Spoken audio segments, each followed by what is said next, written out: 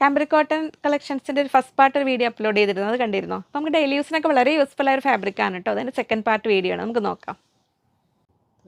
ഒറ്റ നോട്ടത്തിൽ നമുക്കൊരു ഹാൻഡ് ബ്ലോക്കിൻ്റെ ഫീൽ വരും കേട്ടോ. പക്ഷേ ഇത് കാംബ്രിക് കോട്ടൺ തന്നെയാണ്.